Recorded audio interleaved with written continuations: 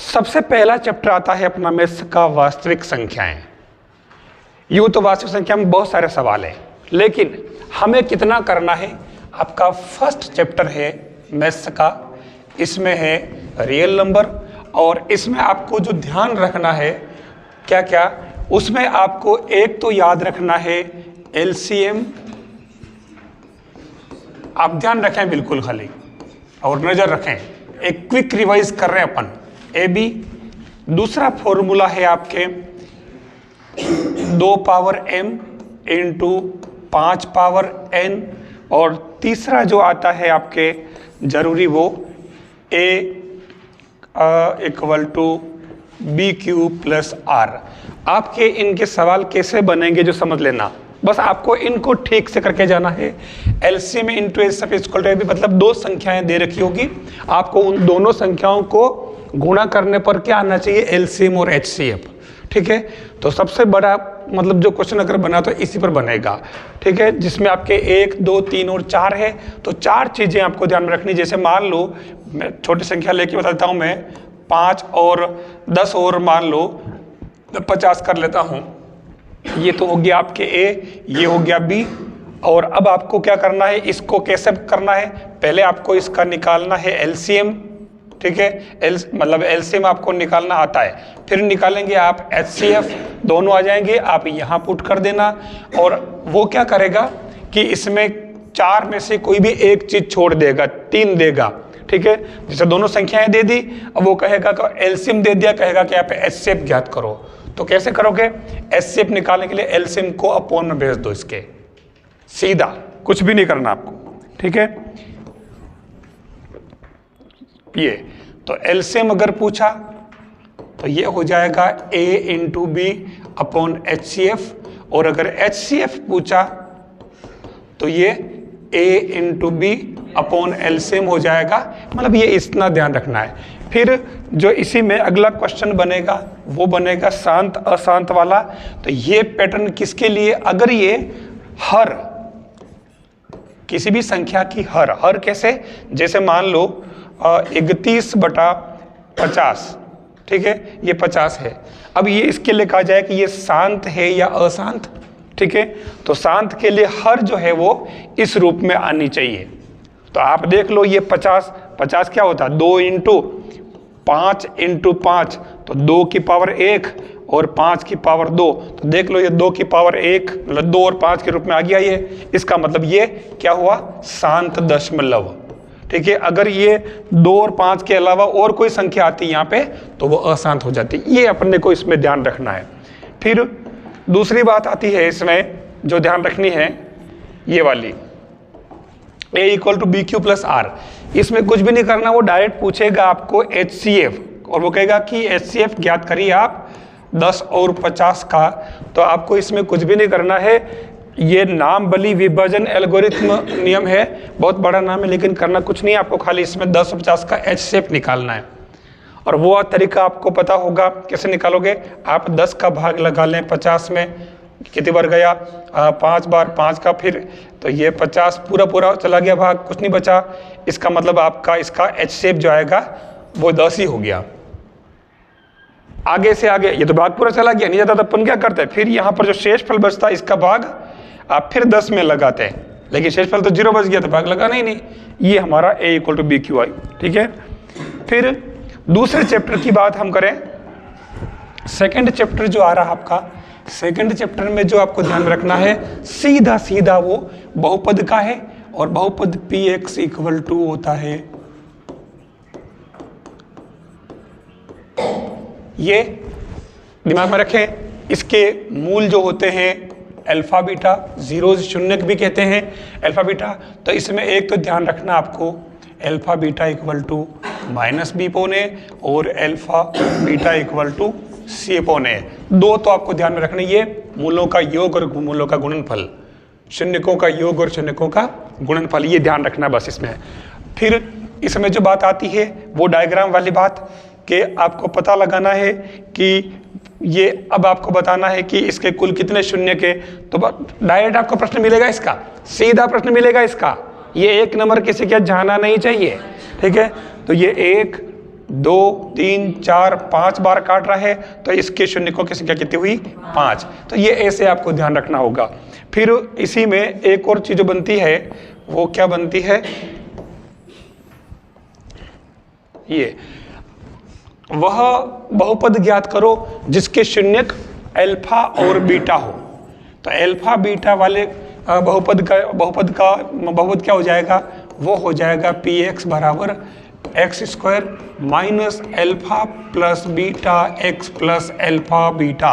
ये आपको ध्यान रखना है, फॉर्मूला ध्यान रखना, आपको कुछ भी नहीं करना। वहां आपको मिलेगा सीधा सीधा आपको कोई संख्या दे देगा कि आपके एक बहुपद ज्ञात करना है जिसका एक शून्यक 2 है और दूसरा शून्यक 3 है। तो आपको क्या करना, 2 और 3 5 हो गया न, 2 × 3 6 हो गया, बस ये आंसर है। खाली जोड़ कर लेना, गुणा कर लेना, ये आंसर। हो सकता है वो यहाँ पर डायरेक्ट अल्फा प्लस बीटा का मान दे दे, तो ध्यान रखना वो क्या देता है, ध्यान रखना वो अगर डायरेक्ट कहता है कि शून्यकों का योग, तो ये शून्यकों का डायरेक्ट पुट कर देना यहाँ पे, और उस कंडीशन में गुणनफल दे रखा है 3, तो डायरेक्ट पुट कर देना। ये ध्यान रखना इसमें, ये इसमें है, इस पार्ट में और कुछ है ही नहीं। आपको बस इसी कॉन्सेप्ट को करना है। वो जो बड़ा आता है ना जांच करो, वो तो आप बाद में सेकेंडरी रखना उसका नंबर, ठीक है। फिर आता है जो तीसरा चैप्टर है, तीसरे चैप्टर में करना है आपको जो आपके वो समीकरण है, ध्यान रखना वो 2 चरों वाले रैखिक समीकरण a1x plus b1y plus c1 बराबर 0, a2x plus b2y plus c2 बराबर 0। ये 2 चरों वाले रैखिक समीकरण है। और ध्यान रखना इसमें क्या करना है, जिस पर प्रश्न बनता ही है, बोर्ड में प्रश्न बनता ही है, तो उस कंडीशन में आपको यहाँ 3 चीजें ध्यान में रखनी है। पहली कंडीशन जो आती है a1/a2 b1/b2 c1/c2। पहली कंडीशन में क्या कर रहा हूं मैं, ये तीनों को बराबर कर रहा हूं। जब ये तीनों बराबर होते हैं इसका मतलब ये हुआ कि आपके एक रेखा दूसरी रेखा के ऊपर होती है जिसको अपन कहते हैं समपाती, और समपाती होती है, इसका मतलब इसके अनेक हल होंगे, अनेक हल, ये ध्यान रखना है। इसके वो खाली यही पूछता है कि इसे कितने हल होंगे, तो अनेक हल होंगे, ठीक है। फिर आता है दूसरा, अब ये होता कैसे, जैसे मैं एक रेखा दे देता हूं 2x प्लस 3y प्लस 5 बराबर 0, और दूसरी देता हूं 4x प्लस 6y प्लस 10 बराबर 0। आपको 2 रेखाएं दिख रही है, तो आप देख लो सब बराबर है। देखो आप 2/4 3/6 5/10 1/2 1/2 बना रहा, इसका मतलब ये दोनों रेखाएं एक के ऊपर एक है और इसके अनंत हल है, अपरिमित से पता चल जाएगा। आपको ऐसे पहचान करनी है। फिर आता है दूसरा, इसी में सेम, इसी में मैं चेंज कर रहा हूं, देखना, ठीक है ना। अब इसमें मैं क्या करता हूं, मैं यहां से नॉट इक्वल कर देता हूं, ये वाला केवल वहां नॉट इक्वल किया है। इसका मतलब ये हुआ कि इसमें दोनों रेखाएं समांतर है, रेखाएं यहां पर समांतर वाली कंडीशन बता रही है। ये समांतर का मतलब ये कहीं मिल ही नहीं रही, नहीं मिल रही, इसका मतलब इनका कोई हल नहीं है, ठीक है। तो इसमें आपके क्या लिखोगे, कोई हल नहीं। और ये इसका पता कैसे करोगे, जैसे मान लो 2x प्लस 3y प्लस 5 बराबर 0 और 2x प्लस 3y प्लस 7 बराबर 0।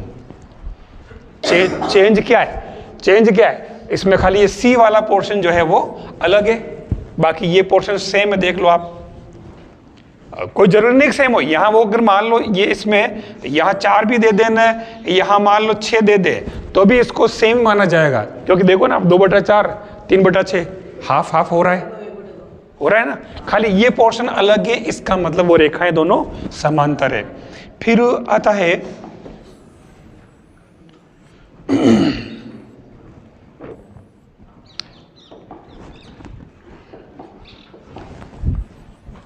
तीसरी जो है सबसे खास कंडीशन, इसमें वो क्या करेगा कि इसको भी नॉट इक्वल कर देगा।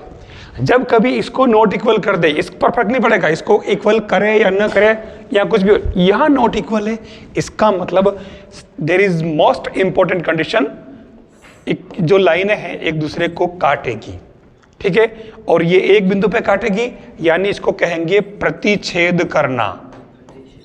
ठीक है, प्रतिच्छेदी रेखाएं। तो इसमें होता क्या है, केवल इसका एक हल होगा, एक हल ही होगा, जिसको कहते हैं यूनिक हल। ठीक है ना, यूनिक हल इसको कहते हैं, जैसे अद्वितीय हल कहते हैं इसको, कोई हल मतलब एक हल। अब इसके लिए आपके क्या होगा, ये सारी चीजें अलग होगी, 2x + 3y + 5 = 0, और ये 3x + 2y + 7 = 0। ये अलग अलग हो गया बिल्कुल, ये बराबर वाले नहीं है, देख लो आप। तो इनको हल करोगे तो ये रेखाएं एक दूसरे को काटेगी। वहां वो प्रश्न ऐसा बनाएगा, ऐसा समीकरण देगा, फिर ऑब्जेक्टिव में ऐसा आएगा कि रेखाएं एक दूसरे को काटेगी, समांतर होगी या प्रतिच्छेदी होगी या अनंत हल होगी या संपाती होगी, ऐसा देगा। तो आपको इससे ये 3 कंडीशन निकाल के देख लेना, इसमें ये ध्यान रखना आपको। ठीक है, फिर इसमें आता है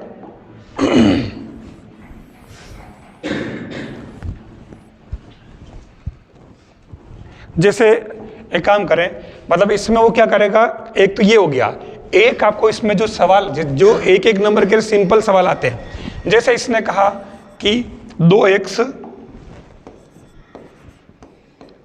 + 3y = 5 में अगर y = 1 हो तो x का मान ज्ञात करो। ऐसे सवाल भी आने चाहिए। तो ये आपके 2x एज इट इज, और ये 3 और y का मान 1 = 5, तो ये 2x = 5 - 3 हो जाएगा, उधर पक्षांतर हो जाएगा। तो ये आपके 2x = 2, तो ये x = 1 आ जाएगा, 2 का भाग लग जाएगा। ये आपका एक नंबर का सवाल होगा, आपको ध्यान रखना होगा इसमें। ठीक है, फिर मैंने इसमें बताया था कि जब कभी इस तरीके से आए, √x + √y = 0 और √3x + √4y = 0, तो x और y के मान लिखिए 0, क्योंकि c का मान 0, इसमें हमेशा ही ये 0 ही आएगा, x और y का मान देखते ही पता चलना चाहिए। ठीक है, फिर एक चीज मैंने इसी में और बताई थी, आपको पता हो तो x + y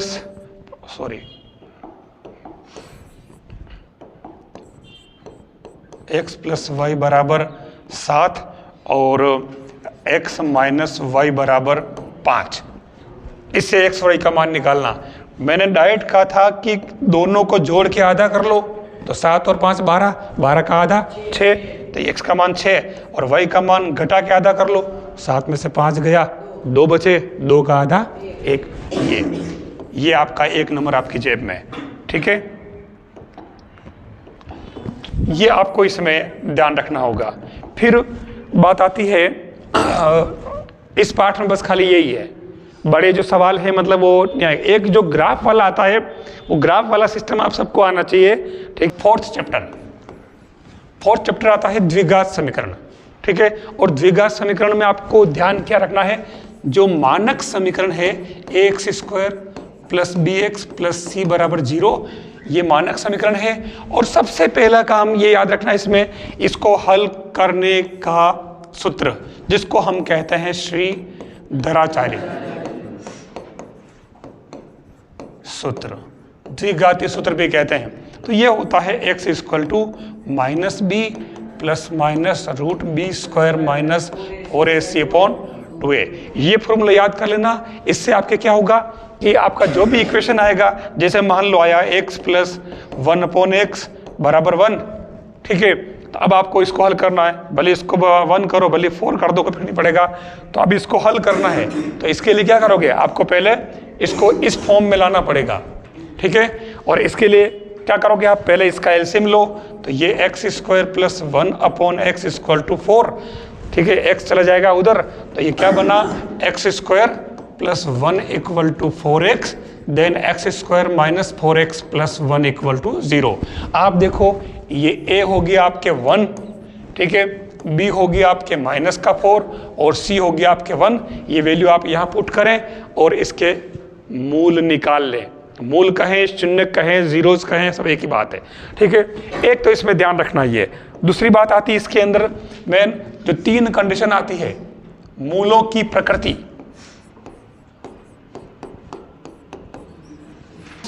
आपके पहली बात ये ध्यान रखनी है इसके अंदर कि अगर इसका नाम क्या है, विविक्त कर, डिस्क्रिमिनेंट d, ठीक है, d बराबर अगर 0 है, मतलब d क्या है, d बराबर b स्क्वायर माइनस 4ac बराबर 0, तो इसके मूल जो होंगे वो बराबर होंगे। दूसरी बात, अगर d बड़ा है 0 से, यानी कि d equal to B square minus 4ac बड़ा है, तो इसके मूल वास्तविक होंगे, ये याद रखना पड़ेगा, वास्तविक होंगे। और जो तीसरी कंडीशन आती है वो आती है सेम इसी की, ये वाली तीसरी, d बराबर नहीं, d लेस देन 0, यानी कि b square minus 4ac less than 0, तो मूल काल्पनिक होंगे। ये कंडीशन हमारे काम नहीं आती है, ठीक है, पर हमें पता होना जरूरी है। वो अगर दे दे कि काल्पनिक मूल कब होंगे तो पता होना जरूरी है, बस इसी में से बनता है। अब इन तीनों में से जो सवाल बनता है वो सवाल क्या बनता है बता दूं मैं आपको। यदि द्विघात समीकरण 3x square minus 4x plus 1 बराबर 0, अब यहाँ मूल बराबर, या तो मैंने डायरेक्ट समीकरण लिख दिया है, तो यहाँ तो आपको मूलों की प्रकृति निकालनी पड़ेगी। लेकिन अगर इसमें वो ऐसी कोई संख्या डाल दे कि जैसे x स्क्वायर माइनस 9x, ठीक है, और या 9 की नहीं, 9 की जगह अपन थोड़ा संख्या बदल लेते हैं ताकि संख्या पूरी पूर्ण वर्ग आ जाए, x square minus 4x plus 4 बराबर 0, ये दे रखा है। अभी इसमें क्या करेगा वो, या तो इसकी जगह लिखेगा k और यहाँ इसकी जगह लिखेगा k, ठीक है, और वो कह देगा कि x square minus kx plus 4 बराबर 0 के मूल बराबर हो तो k का मान क्या होगा। तो मूल बराबर होने की शर्त होती है आपके b स्क्वायर माइनस 4ac बराबर 0, तो यहाँ b का मान तो आपके है माइनस का k, तो ये माइनस का k पुट किया, माइनस 4, और a आपके हो गया 1, तो ये 1, और c हो गया आपके 4 बराबर 0, तो ये माइनस k का स्क्वायर करो, k स्क्वायर हो जाएगा, माइनस 16 बराबर 0, तो k स्क्वायर बराबर 16, तो k बराबर रूट में 16, तो k का मान क्या आ जाएगा, प्लस और माइनस दोनों 4, प्लस का 4 भी हो सकता है और माइनस का 4 भी हो सकता है। बस ये आपके इसी चीज पर क्वेश्चन बनेगा, ये ध्यान रखना, ठीक है ना। सेम यही चीज जो बन रही है आपके, क्योंकि ये चौथा चैप्टर जो है ना अपने द्विघात समीकरण और दूसरा चैप्टर बहुपद, दोनों बिल्कुल समानता लिए हुए हैं। कैसे, दूसरे चैप्टर में अगर वापस अपन बात करें, सेम ऐसे ही इसलिए बात कर रहा हूं मैं कि अगर एक px बहुपद दे रखा है और ये कह रहा है कि x square minus 3x plus k का एक शून्यक अगर 1 हो तो k का मान क्या होगा, ये आपका 1 नंबर का सवाल बनेगा ही बनेगा। कुछ भी नहीं करना, x की जगह आप 1 पुट करो, स्क्वायर 3 प्लस k बराबर 0 कर दो, 1 3 प्लस k बराबर 0, तो 1 में से 3 गया माइनस 2, तो ये k बराबर 0, और k निकालोगे तो माइनस 2 उधर शिफ्ट करो, 2 आ गया। ये ऐसे सवाल तो आपको हमेशा याद रखने ही है, वहां जाते ही मिलेगा आपको पेपर में, ठीक है। बस वो यहाँ इस k को या तो यहाँ बिठाएगा या यहाँ बिठाएगा, या कहीं बिठाओ, कोई फर्क नहीं पड़ता, जहां है वहां रह जाएगा। आप खाली x का मान रख करके ऐसा समीकरण बनेगा, आप हल कर लेना, ठीक है।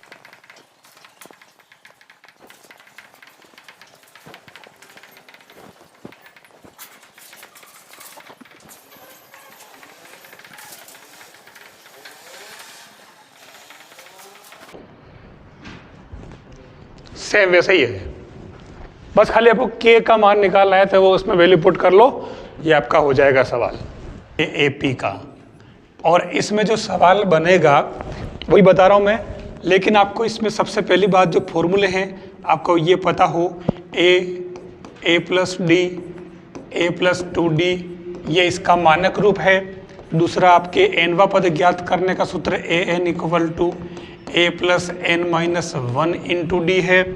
तीसरा आपके n पदों का योगफल Sn equal to n plus मतलब n into 2a plus n minus 1 into D है, ये आपको ध्यान रखना होगा। और Sn का एक और फॉर्मूला है n/2 एज इट इज रहेगा, और अंदर आपको इस a2a को a बना दो, बाकी बचे पद को l लिख दो। l हमारा अंतिम पद है, और ये l क्या है, इसी को हम l भी कहते हैं, उसी का नाम l भी है, अंतिम पद। ये आपको ध्यान रखना होगा इसमें। और इसका जो सवाल बनेगा वो क्या बनेगा, डायरेक्ट आपके बनेगा इस पर बेस्ड, ठीक है, या तो बनेगा इस पर या फिर वो सार्व अंतर निकालना पूछेगा। तो सार्व अंतर कैसे निकालते हैं, जो आपको पता होना चाहिए।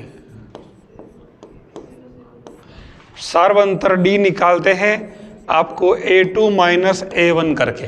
अब ये माइनस करना आना चाहिए, वो क्या संख्या बटे बटे में देगा, ध्यान देना, ठीक है। तो आपको माइनस करने में ध्यान रखना है, प्लस माइनस की मिस्टेक मत करना।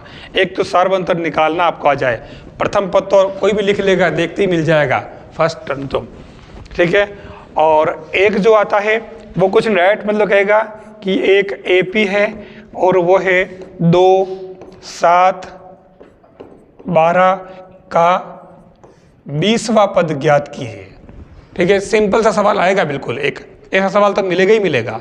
जब 20वां पद की बात कर रहा तो मैंने आपको बताया है कि A20 जो होता है वो होता है A प्लस 19D। तो ये A का मान इसमें प्रथम पद देख लो कितना है, 2, ठीक है, तो ये 2 रख दिया, फिर ये 19, और सार्व अंतर D का मान यहाँ से देख लो, 2 में से 7 में 5 हो रहा है डायरेक्ट, ये 5 रखा। यहाँ ध्यान रखना 19 95 पहले हल कर ले, फिर 2, तो ये आपके 97 आंसर। ये इतना सा काम आपको करना होगा, ठीक है। बस इस पाठ में यही से एक बात इसमें और आती है कि 2 संख्याओं का समांतर माध्य लिखिए, वो प्रश्न आएगा। हाँ कर लो। वो क्या करेगा, समांतर माध्य की बात करेगा। एक जो सवाल आएगा सीधा समांतर माध्य, मतलब वो कहेगा कि 20 व 28 का समांतर माध्य ज्ञात कीजिए। कुछ भी नहीं करना है, खाली एक नंबर का आएगा, 2 लाइन में काम हो रहा है।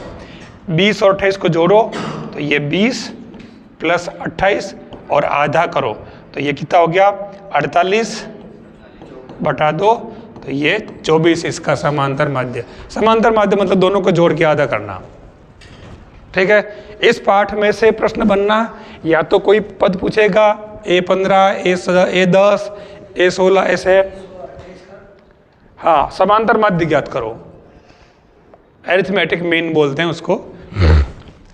दूसरा इसका सार्व अंतर निकालने वाला प्रश्न बनेगा, सीधा सीधा, कोई भारी काम नहीं, ठीक है। फिर इसमें आता है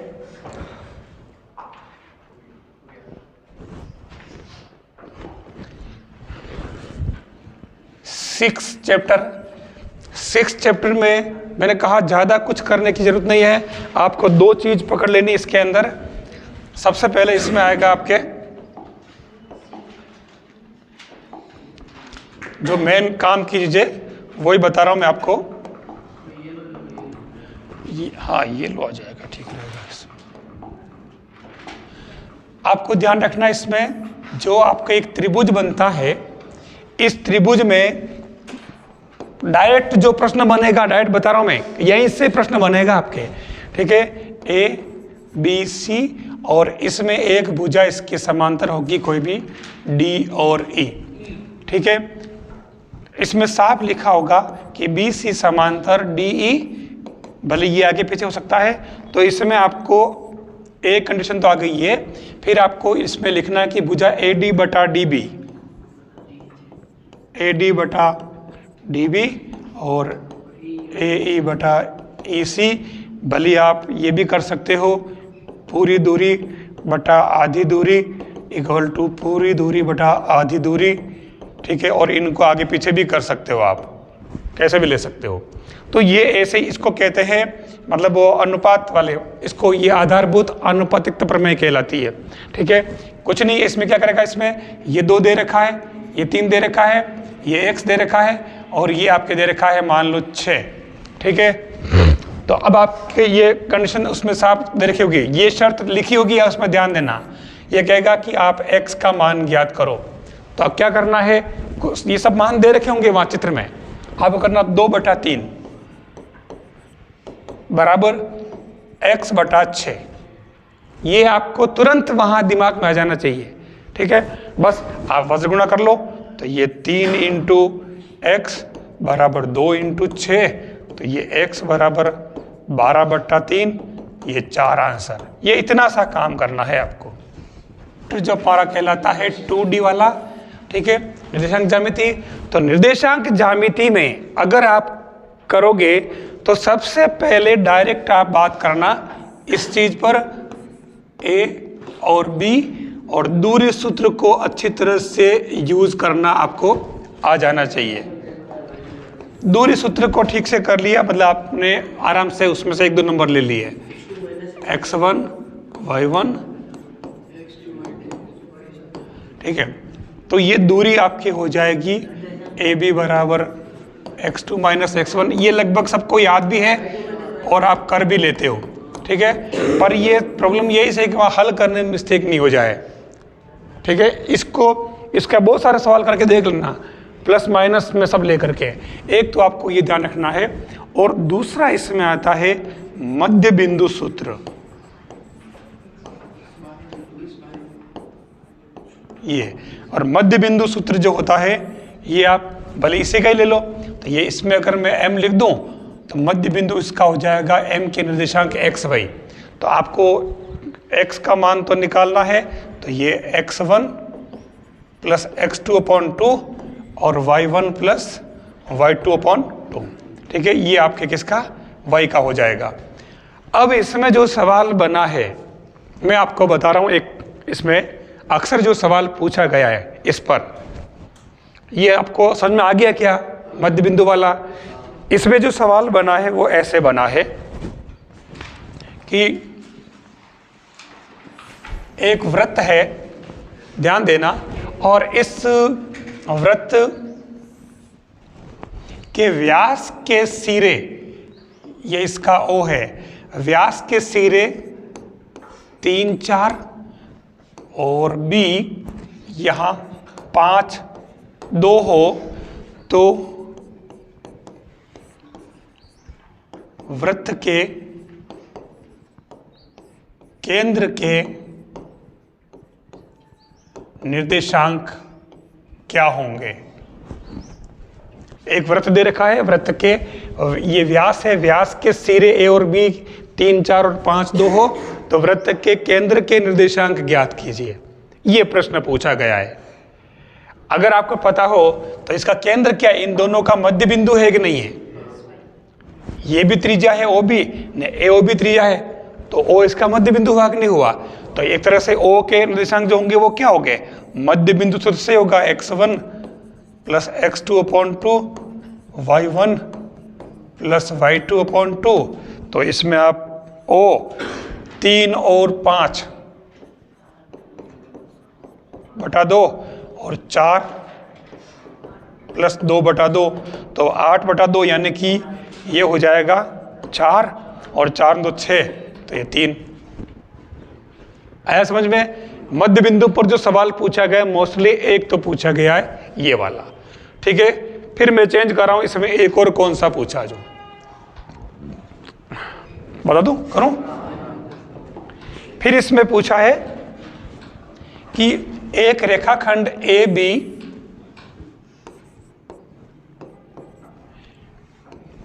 को जोड़ने वाले A और B, मतलब A के दे रहा निर्देशांक वो 2 और 3, ये कह रहा कि A और B को जोड़ने वाली रेखाखंड में B के निर्देशांक आपके हैं 3 और K।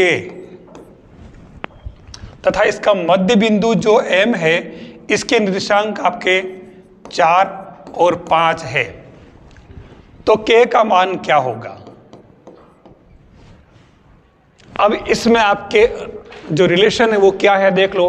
रिलेशन आपके ये है कि x1 प्लस x2, एक रिलेशन तो ये है x1 plus x2 upon 2 equal to 4 आना चाहिए। एक तो ये होना चाहिए, हालांकि इसमें ये संतुष्ट नहीं कर रहा है, मैं इसको कर ही नहीं रहा हूँ। भले आप चाहो तो इसमें या कोई संख्या डाल दो, तो इसको यूज करना ही नहीं है आपको, क्योंकि इसमें अपने k है ही नहीं, हमारे को खाली इसका यूज करना है। y1 प्लस y2 क्या बनेगा?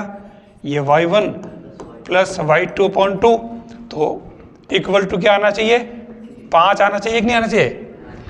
y1 plus y2 equal to 5 आना चाहिए, अपॉन 2 करना पड़, तो ये 3 प्लस k बटा 2 बराबर 5, तो ये 3 प्लस k बराबर 10, तो k बराबर 3 पक्षांतर करो, 10 में से 3 गए तो 7। ये ऐसा सवाल पूछता वो।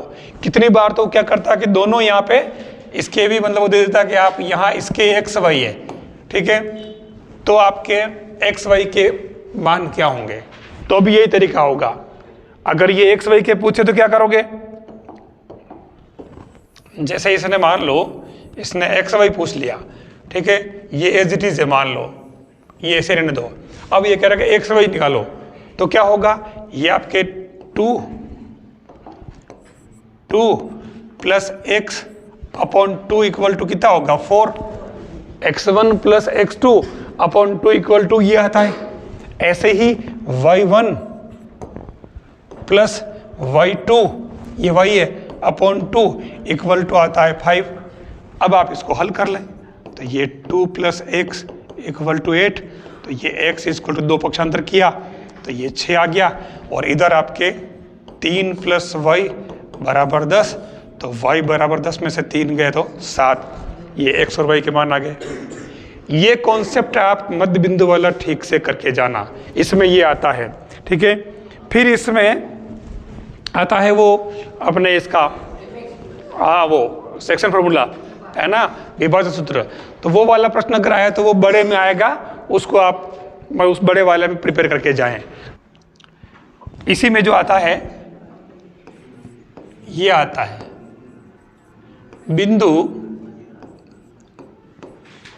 3, 4 की मूल बिंदु से दूरी ज्ञात कीजिए। एक प्रश्न ये पूछा गया है, कैसे करेंगे इसको? हमेशा ध्यान रखें आप, ये आपके जो प्रश्न पूछा है ठीक से देखना आप। वाई डेज, और इसमें P 3, 4 है, तो ये P आपके फर्स्ट क्वाड्रेंट में है। ये वाला आपको OP पूछा यहाँ पर, तो P के दे रखे हैं, तो ये O क्या मूल बिंदु है कि नहीं है? तो मूल बिंदु के क्या होते हैं निर्देशांक? 0, 0।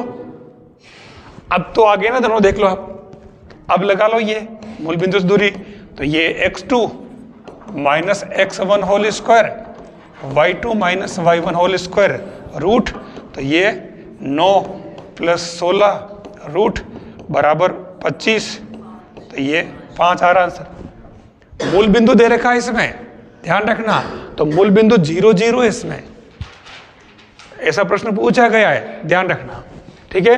ये इसमें है, देख लो, उतारो जल्दी, देर मत करो, उतारना तो है ना अपने को, बहुत सारा काम करना अभी।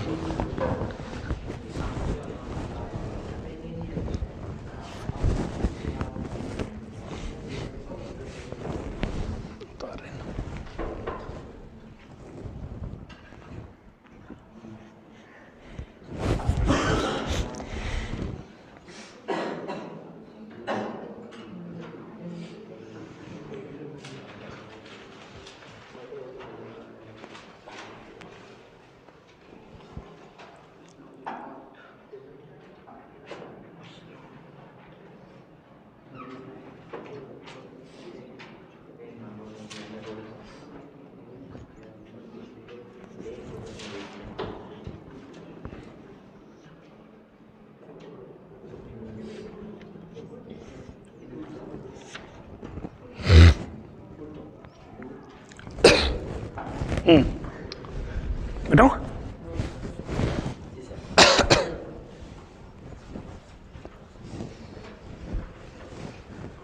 चल रहा है ना?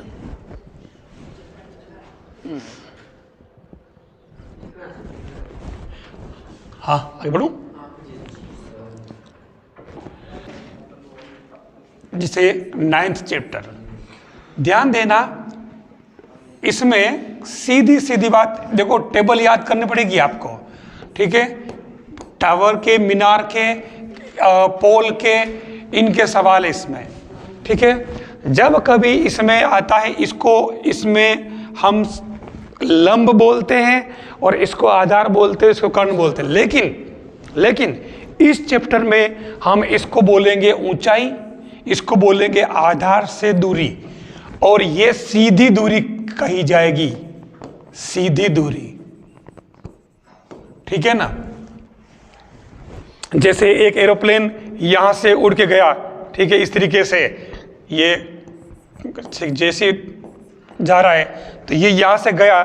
अब वो कहेगा कि यहां से वो उन्नयन कोण 30 डिग्री पर जा रहा है, और ये इसमें पूछता है कि अभी वो यहां से जितनी ऊंचाई पर है, मान लो अगर ऊंचाई उसकी यहां पर 50 मीटर है या 500 मीटर जो भी है, तो उस कंडीशन में ये कहेगा कि आप सीधी दूरी ज्ञात कीजिए, जहां से, कहां से, हवाई अड्डे से।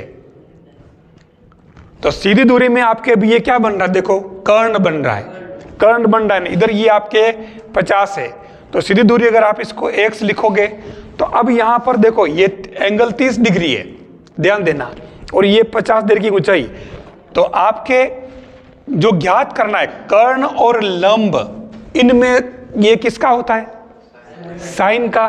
तो आप साइन वाला सूत्र लगाएंगे इसमें, देखो, तो ये साइन थीटा बराबर लंब बटा कर्ण, ठीक है। साइन 30 का मान 1/2 बराबर 50 बटा x, तो ये आपके x बराबर हो जाएगा 2 × 50, तो ये 100 आ जाएगी इसमें।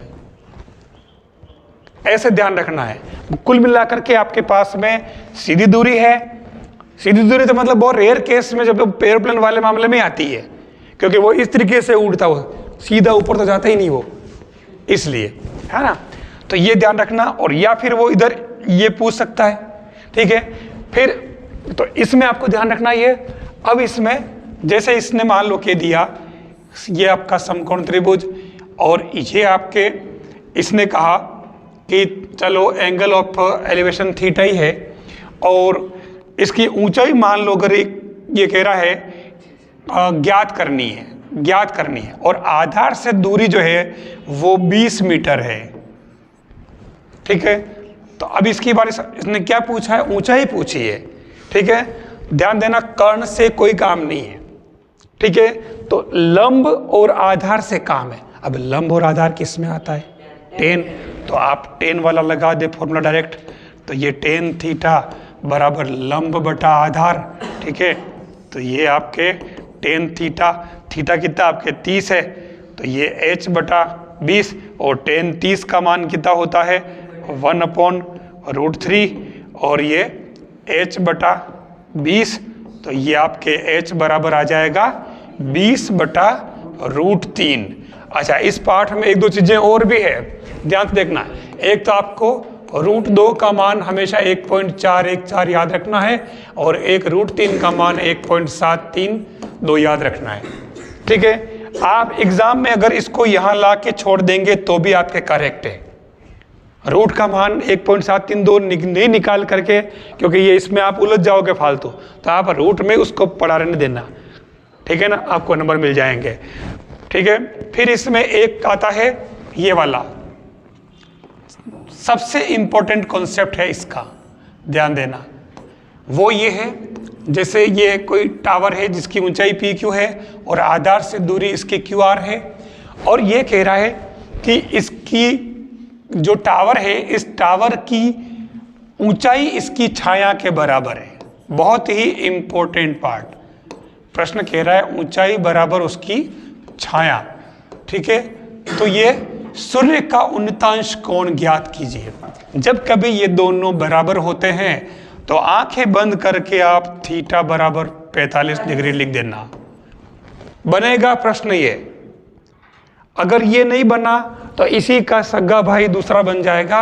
वो कहेगा कि सूर्य का उन्नतांश कोण 45 डिग्री है और उस समय किसी पेड़ की ऊंचाई 30 मीटर है, तो उसकी छाया की लंबाई कितनी होगी? 45 डिग्री होते ही आपको छाया की लंबाई को भी आप सेम 30 ही बन जाएगा। मतलब यहाँ 45 डिग्री हुआ, इसका मतलब इन दोनों को बराबर होना पड़ेगा। ये कॉन्सेप्ट आपके बनेगा ही बनेगा। जिस किसी को 1 नंबर चाहिए वो इसको ठीक से करके चले जाना, याद रख के चले जाना, ठीक है। इसमें ज़्यादातर बस यही बनते हैं। फिर आता है इसमें 10वां चैप्टर। 10वां चैप्टर शायद वृत्त और उसकी अवधारणाएं, स्पर्श रेखाएं, और इसी में आ रहा है ना। अब इस पाठ में देखो क्या है, चैप्टर नंबर 10, और चैप्टर नंबर 10 पूरा सर्कल का है। तो ये आपका सर्कल, ठीक है।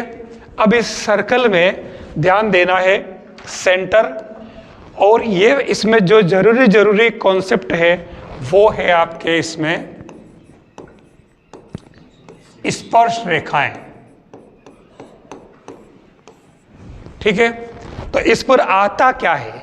इस पर आता है कि एक कोई वृत्त है आपके, इस वृत्त पर बाह्य बिंदु P से कुल कितनी स्पर्श रेखाएं खींची जा सकती है? सीधा प्रश्न बनता है। बाह्य बिंदु P से, तो श्रीमान बाह्य बिंदु P से कुल 2 स्पर्श रेखाएं खींची जा सकती है।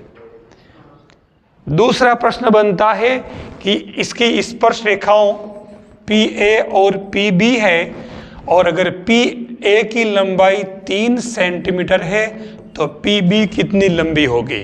कितनी होगी? 3 ही होगी। दोनों की लंबाई बराबर होती है, ये भी 3 हो जाएगी, ठीक है। फिर बात आती है इसमें एक बहुत अच्छा कॉन्सेप्ट। वो कॉन्सेप्ट क्या है?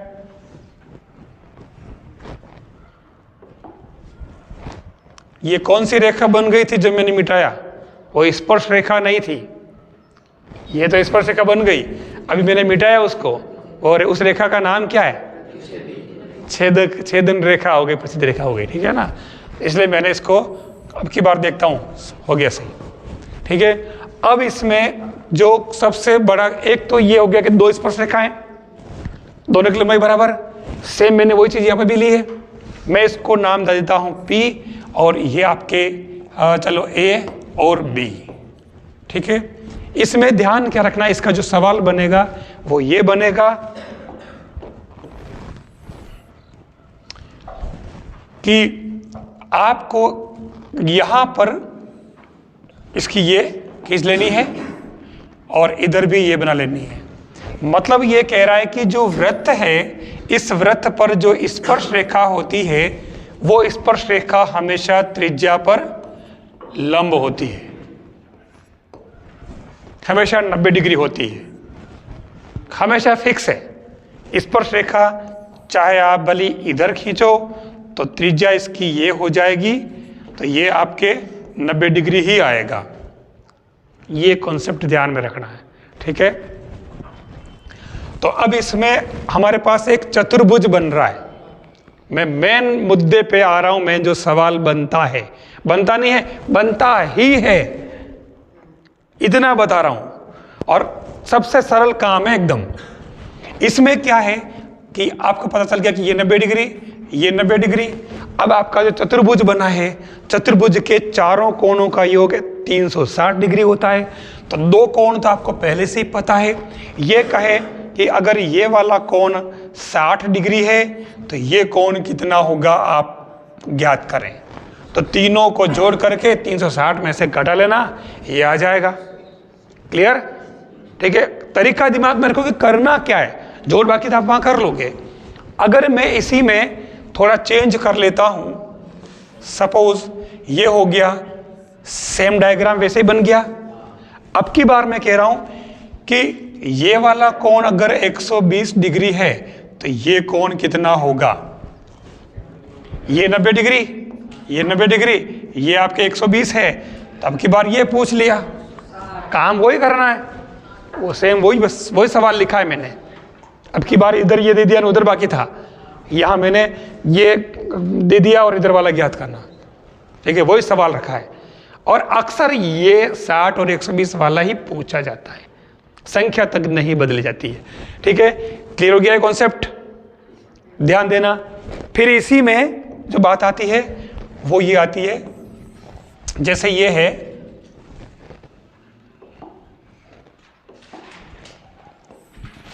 ये व्रत है।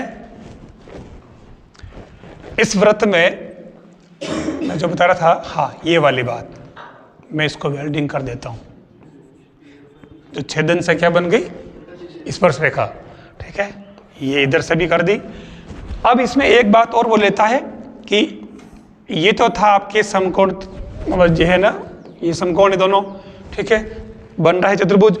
अक्सर वो क्या करता है कि इसको इससे मिला देता है। ठीक है ना, अब इसको इससे मिला दे और उस कंडीशन में वो कहेगा कि ये पूरा कोण आपके 120 है, तो आप ये वाला कोण ज्ञात करो। ठीक है, तो 30 डिग्री जाएगा, आधा आधा। ठीक है, क्लियर हो गया? अब इसमें एक कॉन्सेप्ट हो रहा है, ध्यान से देखना, मुद्दे पे आ रहा हूं।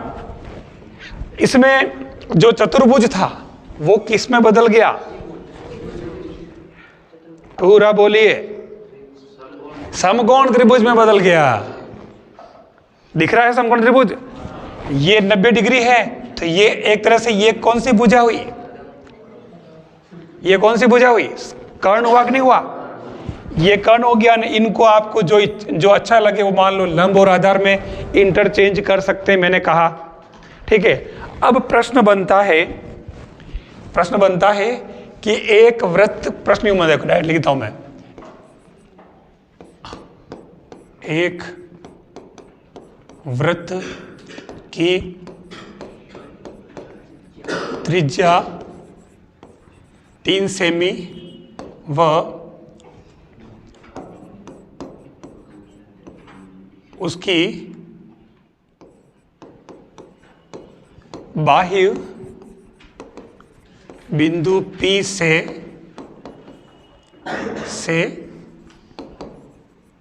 केंद्र की दूरी 5 सेमी हो तो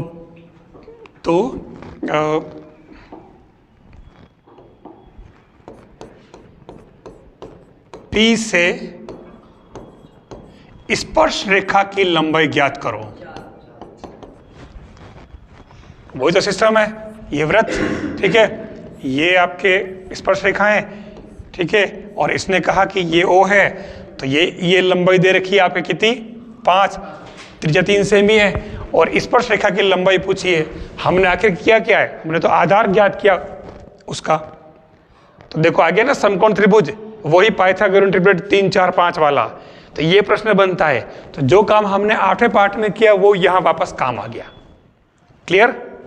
तो ये एक ध्यान रखना, और यहाँ बनेगा वही, आप किताब में देखना, इस पार्ट में यही चीजें मिलेगी। 3, 4, 5, 6, 7, 6, 8, 10, 7, 24, 25, यही मिलेगा आपको। ठीक है।